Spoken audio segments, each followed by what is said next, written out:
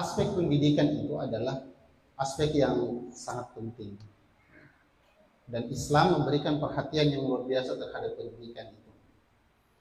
Salah satu yang jarang tersorot ya, di dalam pembangunan pilar-pilar Madinah ketika hijrah adalah aspek pendidikan. Kita kadang membahas tentang aspek politik, ya, aspek sosial, aspek ekonomi. Ya, tetapi ada satu yang terselip di situ. Rasulullah memberikan perhatian yang besar terhadap aspek pendidikan. Ini nampak ketika terjadi perang Badar. Ada banyak tawanan ya yang ditawan dari kalangan orang-orang Quraisy ketika itu. Tawanan-tawanan tersebut ada yang ditebus oleh keluarganya. Ya, ada yang dihukum mati, ada yang ditebus. Ada juga yang dibebaskan begitu saja. Tetapi ada yang Rasulullah SAW meminta kepada mereka untuk menebus ya kebebasan mereka dengan pendidikan kepada anak-anak Madinah. Jadi ada perbedaan antara anak-anak di kota Madinah dengan di kota Makkah. Dimensi pendidikan di kota Madinah itu lebih tertinggal di awal itu daripada kota Makkah. Kenapa? Karena di Makkah ya memang orang terbiasa dengan hitung-hitungan, para pedagang, tujar, para pedagang disebutkan dalam surah Al-Quraisy ya, rihlatash syita'i was-shaif. Mereka selalu melakukan perjalanan dagang ya pada musim panas dan musim dingin. Jadi namanya pedagang biasa dengan kalkulator. Ya kan? Terbiasa dengan transaksi, catat mencatat, perjanjian dan seterusnya. Tapi kota Madinah yang sebagian besar mereka adalah petani, ya, itu tidak terbiasa dengan dunia pendidikan. Maka Rasulullah melihat ini sebagai sebuah titik yang harus mendapat porsi perhatian yang besar.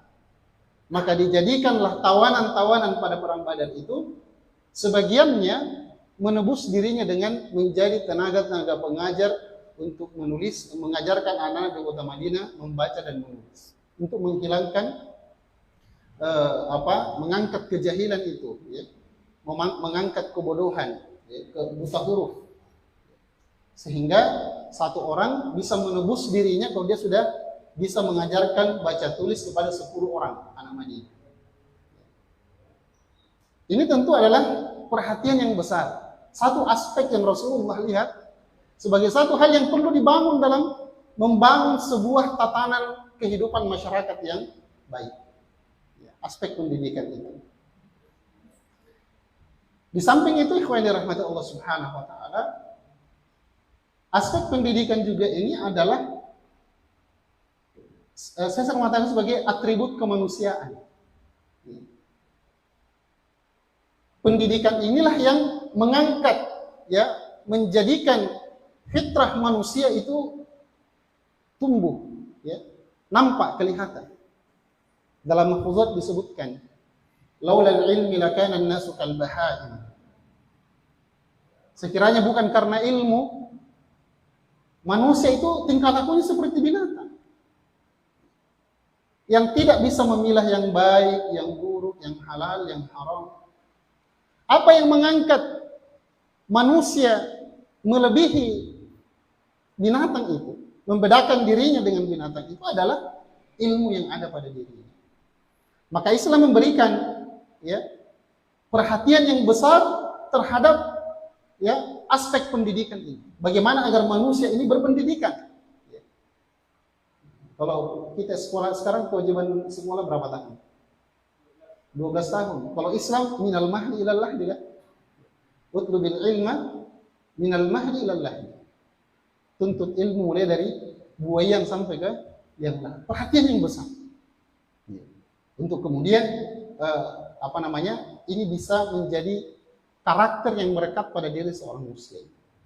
Makanya ikhwan dirahmati Allah Subhanahu wa taala, untuk menggenjot pendidikan itu, semangat untuk terlibat dalam urusan-urusan ilmu, mengajarkan ilmu, menuntut ilmu itu dikuatkan oleh Allah Subhanahu wa taala, dikuatkan oleh Rasulullah sallallahu alaihi wasallam. Rasulullah SAW misalnya dalam sebuah hadisnya, ya, Rasulullah bersabda, Inna Allah wa malaikati wa ahlus samawati wal ard la yusalluna ala muallimin nas al khair. Atau kama qala sallallahu alaihi wasallam. Inna Allaha wa malaikatahu wa ahlus samawati wal ard. Ya. Hatta al-huta apa begitu? Ya. Hatta al-huta fil bahr wan namlatu fi juhriha. La yusalluna ala muallimin nas al khair. Allah, malaikatnya, seluruh penduduk langit dan bumi, ya, ikan-ikan besar yang ada di lautan sampai seekor semut yang ada di dalam sarangnya, la yusalluna ala muallimin nas al khair, senantiasa bersalawat, mendoakan kebaikan kepada orang-orang yang mengajarkan ilmu, mengajarkan kebaikan. Kama qala sallallahu alaihi wasallam. Makanya aspek ini yang harus pertama kita bawa sebagai tenaga pengajar. Fasilitas kita bisa terbatas. Saya yakin YPWI ya dalam memfasilitasi pendidikan kita ini, meskipun mungkin gedungnya sudah bertingkat 3, ya, sudah banyak lahannya, saya yakin kita masih merasa kekurangan dengan itu. Apatah lagi misalnya di era sekarang yang media komunikasi, informasi yang harus terus dikejar ya untuk kemudian bisa bersaing. Fasilitas itu tentu masih sangat minim. Ataukah misalnya penghasilan, ya, bisa saja belum sesuai dengan ekspektasi kita. Bahkan mungkin ya, belum sesuai dengan jumlah infak, ya. Lebih besar infaknya daripada gajinya. Masih di bawah standar upah minimum. Bisa saja. Tetapi tentu ini ke depan kita akan perbaiki secara bertahap. Ya. Secara bertahap akan diperbaiki. Tetapi ketika kita belum sampai pada tataran kesempurnaan itu, maka yang paling harus memotivasi dalam diri kita adalah bagaimana Allah menjanjikan kepada kita kebaikan yang besar ketika kita terlibat di dalam upaya-upaya perbaikan.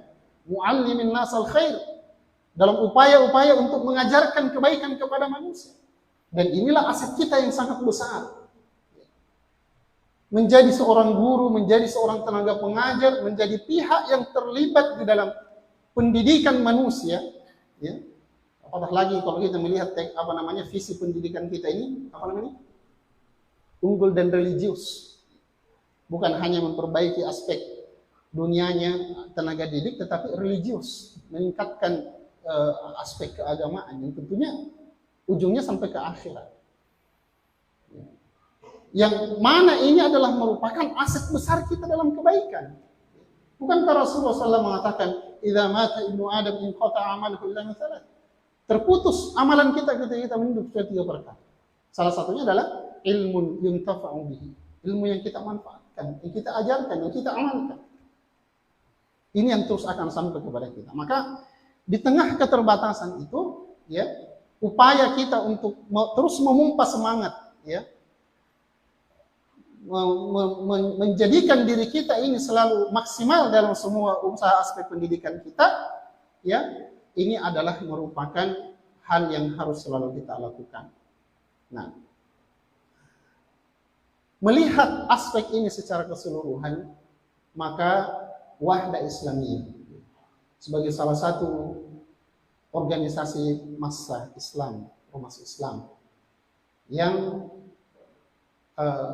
juga memberikan perhatian kepada dunia pendidikan, akhirnya kita bisa melihat, ya, bahwa bagaimana konsep pendidikan itu termuat, ya, secara formal di dalam lembaga kita. Mulai dari strukturnya, kita hanya mungkin mengenal YPWI. Di DPP ada bidang pendidikan, dibentuk jadi satu bidang khusus. Dan wilayah kerjanya diperluas, makanya kemarin di Mukernas, ya, itu tagarnya itu adalah pendidikan paripurna. Jadi maksudnya pendidikan paripurna.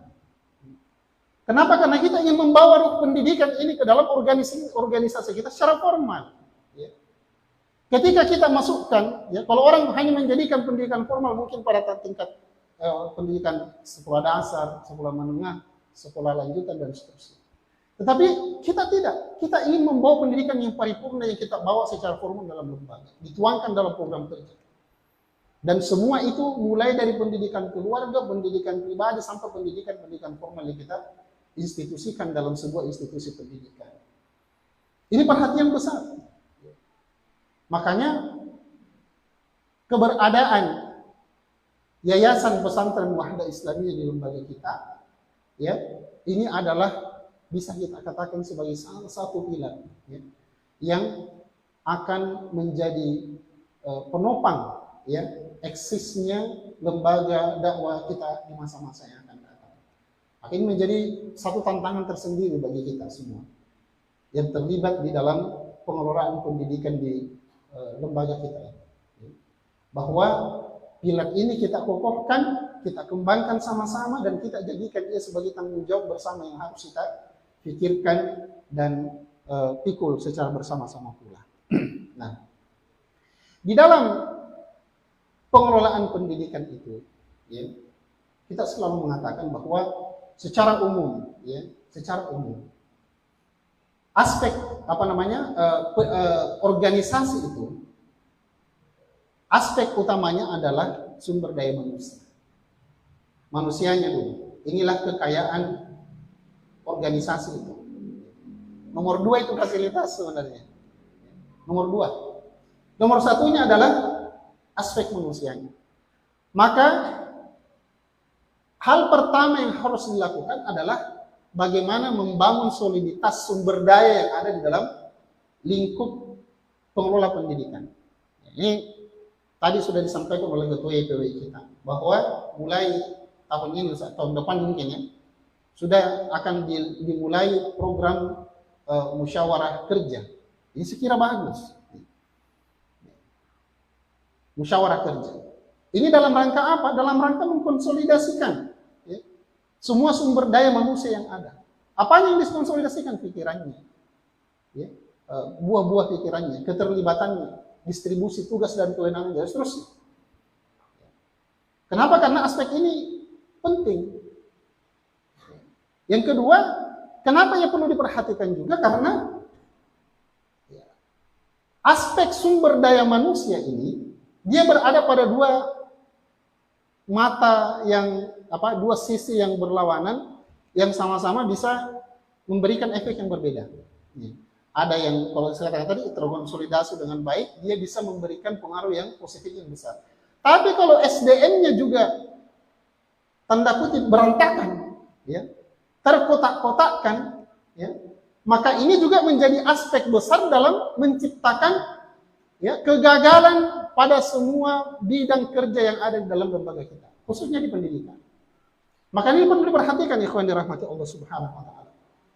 Bagaimana terus membangun konsolidasi? Kegiatan yang seperti adalah upaya mengkonsolidasi. Ya. Tadi Ustaz Amir sudah menyebutkan ada serat aspirasi. Sekali ini baik sekali. Untuk kemudian bisa membuka keran, ya, aspirasi. Ya. Meski tidak semua aspirasi, namanya aspirasi tidak semua harus terpenuhi. Ya. Tidak semua harus terpenuhi, tapi menjadi referensi. Maka ikhwan dirahmati Allah, tanggung jawab kita terhadap SDM ini adalah bagaimana menguatkan kebersamaan. Dan yang paling pertama harus kita bangun adalah husnul dzan. Berprasangka baik, membangun kesetiaan kepada pemimpin. Itu kalau dalam organisasi kesetiaan kepada pemimpin hilang, maka yakin saja organisasi itu akan goyah. Kalau dalam sebuah perjalanan misalnya, kita sudah tidak percaya kepada sopirnya, sudah tidak percaya kepada pilotnya, maka kacau itu perjalanan. Maka ini harus husnul dzan. Bahwa terkadang dalam sesuatu yang kita anggap mungkin tidak tepat, ya, kebijakan yang tidak tepat mungkin saja ada. Selalu simpan, siapkan, kosongkan ruang kepercayaan, prasangka baik dalam setiap, ya, perbedaan pendapat itu. Saya kasih contoh. Ketika perang Hunain, ya, Rasulullah SAW, ya, meninggalkan lokasi perang, itu tidak langsung membagikan ghanimah. Rasul berjalan sama para sahabat sampai tiba di daerah Ji'rana. Di sana Rasulullah membagi ghanimah. Ada satu kecenderungan yang terjadi, dianggap sebagai sebuah ketimpangan dalam pembagian ghanimah. Rasulullah kelihatannya ya lebih ya berat sebelah kepada orang-orang muhajirin. Datang Abu Sufyan minta ghanimah, dikasih 100 ekor unta. Minta lagi, dikasih lagi dengan jumlah yang sama. Dia bilang, ya Rasulullah, anak saya Muawiyah belum dapat, dikasih juga anaknya. Ya Rasulullah, anak saya Yazid belum dikasih juga bagiannya. Safwan bin Umayyah diberikan 100 ekor unta. Sudah itu diberikan lagi 3 kali dengan jumlah yang sama. Ini sudah 300 ekor unta. Sehingga melihat fenomena ini, orang-orang Ansar sedikit merasa kecewa. Maka Sa'ad bin Ubadah yang kita dulu sebagai pemimpin orang-orang Ansar datang kepada Rasulullah radhiyallahu taala. Dia mengadukan bahwa ada semacam pembedaan yang ditangkap oleh para sahabat Ansar ya Rasulullah. Engkau lebih memilih untuk ya lebih berat kepada kaummu yang orang Muhajirin. Rasulullah mengatakan, wahai Sa'ad, engkau ada di posisi mana? Dia mengatakan, saya tidak memiliki pilihan kecuali berada bersama kaum ya Rasulullah. Maka Rasul mengatakan, kumpulkan orang-orang Ansar. Dikumpulkan. Orang-orang Ansar semua datang. Orang Muhajirin mau ikut, Rasulullah mengatakan tidak boleh. Khusus orang-orang Ansar. Apa kata Rasulullah? Rasulullah menyebutkan keutamaan orang-orang Ansar. Ya, bahwa kalian boleh bisa saja menyebutkan, wahai Rasulullah, engkau datang dalam keadaan kaummu mendustaimu, sementara kami mengimanimu. Kaummu menolakmu, sementara kami menerima. Kalian bisa mengatakan itu orang-orang besar. Akan tetapi, jangan sedikit pun dalam hati kalian itu terbesit tentang ketidaksukaanku kepada kalian atau ketidakadilanku kepada kalian. Kata Rasulullah, tidak ridhokah kalian dengan setitik dunia yang aku berikan kepada mereka untuk menguatkan keimanan? Lalu aku tidak memberikan itu kepada kalian untuk menguatkan keimanan mereka, karena orang-orang Muhajirin sebagian besar mereka setelah Fathul Makkah itu adalah orang-orang yang baru masuk Islam. Rasulullah hendak kuatkan hati mereka ya, dengan pembagian ghanimah itu. Dan kata Rasulullah, sementara kalian wahai orang-orang Ansar pulang bersamaku ke kota Madinah. Aku memberikan harta itu kepada mereka, sementara kalian memiliki diriku. Aku ikut bersama-sama kalian. Kata Rasulullah, sekiranya bukan karena hijrah, maka aku adalah orang Ansar. Sekiranya seluruh penduduk dunia ini melewati satu lembah, lalu kalian wahai orang-orang Ansar memilih lembah yang lain, pasti aku akan ikut bersama kalian di lembah tersebut. Maka para sahabat dari kalangan Ansar semuanya menangis. Mereka menyadari bahwa ternyata Rasulullah SAW dalam kasat mata penilaian mereka tidak adil, ternyata ada hal besar ya, yang ingin dicapai. Maka seperti itulah gambaran kurang lebih dalam sebuah kebersamaan.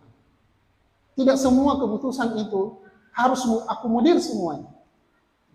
Akan tetapi ada hal-hal yang lebih substantif ya, yang mungkin kita mengatakan bahwa ini tidak berkaitan langsung kepada saya, kepada kelompok saya dan seterusnya, akan tetapi pada hakikatnya itu adalah untuk kebaikan kita bersama secara kolektif. Maka sisakan ya ruang prasangka yang baik itu. Kesiqahan kita kepada pimpinan ini adalah hal mutlak yang perlu kita tanamkan di dalam diri kita. Kemudian yang kedua, untuk membangun kebersamaan di dalam kalau kita bahasakan adalah ukhuwah ya. Untuk membangun kebersamaan di dalam institusi pendidikan ini, bangunlah kesadaran dan tanggung jawab secara kolektif, bukan parsial. Kita harus membenahi persepsi kita terhadap pendidikan kita ini, bahwa YPWI ini adalah satu kesatuan, satu rumah besar, bukan unit-unit yang terpisah-pisah. Yang sampai dipahami, ini sekolah, ini SD, ya. Kami di SD, kami di SMP, kami di SMA. Insya Allah nanti kami di perguruan tinggi, insya Allah. Amin. Jangan. Pahamilah bahwa kita satu rumah besar. Kita adalah keluarga besar, tanggung jawab. Kita tanggung jawab kolektif. Jangan misalnya ketika guru SD melihat ada anak SMP yang tidak berlaku tidak sepatutnya, lalu mengatakan bukan anak didik saya itu. Itu anak didiknya ustazah SMP. Bukan saya punya tanggung jawab. Tidak boleh.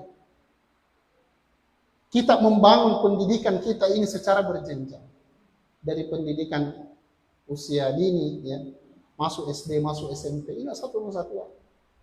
Coba bayangkan misalnya, ya, kalau misalnya anak-anak kita yang masuk ke SMP nanti tidak terdidik dengan baik di SD, siapa yang repot? Guru-gurunya di SMP. Dia akan menerima itu. Maka bangun tanggung jawab kolektif itu. Baik kepada anak-anak kita, terhadap citra pendidikan kita, terhadap barang-barang inventaris kita. Jangan membangun pola pikir parsial di dalam lembaga pendidikan ini, institusi ini. Dan saya kira ini adalah pekerjaan yang berat, ya, yang akan diamanahkan kepada pimpinan baru kita untuk membangun itu, tidak menghilangkan semua sekat. Saat ini kita duduk dalam satu lantai seperti ini adalah gambaran bahwa kita berada pada satu bidang kerja yang sama. Ini yang harus kita kuatkan dan harus kita bangun. Ikhwan dan akhwat yang dilakukan oleh Allah SWT. Kemudian yang ketiga, ya, ini poin terakhir adalah bagaimana kita membangun pola komunikasi yang efektif. Pola komunikasi efektif itu seperti apa? Di dalam organisasi itu adalah pola komunikasi berjenjang. Itu baru efektif. Kalau tidak berjenjang, pola komunikasinya ya kacau. Semua harus ketemu ketua YPWI. Saya harus ketemu langsung ke Ustadz Amir, baru saya bisa sampaikan. Jangan seperti itu. Manfaatkan struktur yang ada. Anda yang ada di SD, manfaatkan kepala sekolah, kemudian sampai ke YPWI. Ini pola komunikasi yang berjenjang. Begitu juga dari atas. Makanya kalau kita pernah membaca ya, ada buku yang ditulis oleh Syahrul Yassin Limpo itu tentang tata kelola pemerintahan. Beliau menyebutkan jangan marah di muara. Berarti maksudnya yang pucuk pimpinan, ya, jangan marah ke muara. Jangan langsung ada pada ujungnya di muara urusan, berjenjang pun. Begitu dari atas, berjenjang ke atas. Kalau pola komunikasi seperti ini kita bangun, bukan hanya membangun efektivitas, tetapi membangun kebersamaan. Sehingga setiap orang, ya, merasa punya hubungan dengan struktur di atasnya atau struktur di bawahnya. Maka saya berharap, ya, tadi saya sempat baca-baca tadi itu, Ustaz, ya, rata-rata di situ adalah ada beberapa poin yang disebutkan. Salah satu adalah tentang komunikasi. Bagaimana kemudian aspirasi, komunikasi itu bisa disalurkan. Saya berharap ini bisa dihidupkan. Ya. Maka penting ada pertemuan-pertemuan baik secara sektoral di unit-unit terpisah di SD, di sekolah, di PAUD untuk serap-serap aspirasi seperti itu. Dan saya kira ya inilah satu hal penting dalam sebuah kebersamaan itu, bagaimana membangun pola komunikasi yang baik sehingga jangan ada yang tersumbat. Kalau ada keluhan langsung sampaikan ke pimpinan di atasnya. Kalau disimpan nanti jadi jerawat. Jadi jerawat batu bahaya. Dikomunikasikan, disampaikan. Nah, 3 aspek ini, ya, kalau bisa kita lakukan, ikhwan dirahmati Allah SWT, akhwat yang dirahmati Allah SWT, bagaimana berhusnuzon, membangun kesepakahan, kemudian bagaimana berusaha untuk membangun tanggung jawab kolektif secara bersama-sama dalam lingkup organisasi sekolah kita. Kemudian bagaimana kemudian menguatkan pola koordinasi komunikasi yang efektif secara berjenjang. Saya kira insya Allah ke depan YPWI sebagai sebuah institusi pendidikan insya Allah akan lebih baik. Selalu kita berdoa kepada Allah Subhanahu Wa Taala, semoga Allah Subhanahu Wa Taala selalu berikan kita kekuatan dan petunjuk untuk kemudian bisa mengemban amanah yang besar khususnya di dalam dunia pendidikan kita.